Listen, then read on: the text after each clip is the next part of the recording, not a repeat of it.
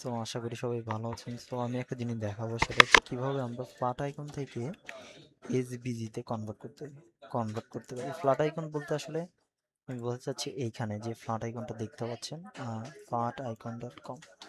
So যে কোনো flat আইকনই আমরা হচ্ছে এটা করতে পারবো।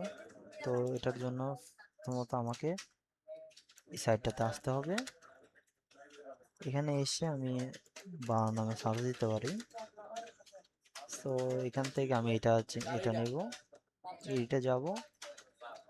এখানে আসার পরে এখান থেকে আমরা এটা ইন্সপেক্ট করে এই যে এইচবিজিটা, এইটা পুরোটা কপি করে নেব। এবং এটা কপি করার পরে আমরা চলে আসবো আমার হচ্ছে লোকাল যে ফাইলটা আছে। আমি এটা আসলে বার্ন নামে, যেমন আপনারা যে কোনো নামে খুলতে পারেন, আমি এটা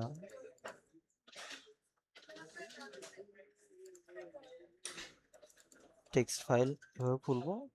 ঠিক আছে, এখানে ডট একটা নাম আর এই পাশে এসভিজি।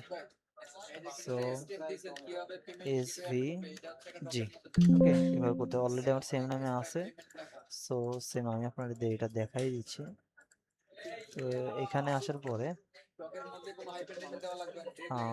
আমি এটা এসবি যে কোনো একটা নাম দিয়ে ডট এসবিজি দিয়ে নামটা ক্রিয়েট করার পরে আমি এটা আপনার হচ্ছে ভিএস কোড দিয়ে অথবা নোটপ্যাড দিয়ে যে কোনো একটা দিয়ে ওপেন করতে পারি। সো আমি নোটপ্যাডে ওপেন করলাম।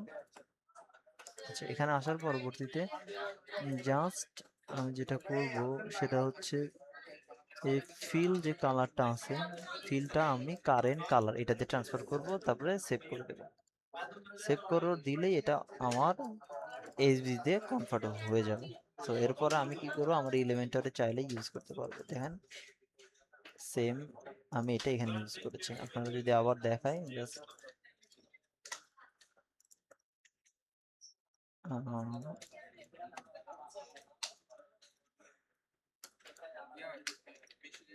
আপলোড এসভিজি, এখান থেকে আপলোড করার পরে ইনসার্ট করলে এটা কাজ করবে এবং এটা কালারও চেঞ্জ হবে। যদি আমরা কালার চেঞ্জ করতে চাই, সো কালারও চেঞ্জ হবে। সো আমার কালার হচ্ছে এটা। সো এইভাবে আমরা আসলে যে কোনো ফ্ল্যাট আইকনকে আমরা এসভিজি দিয়ে কনভার্ট করতে পারবো।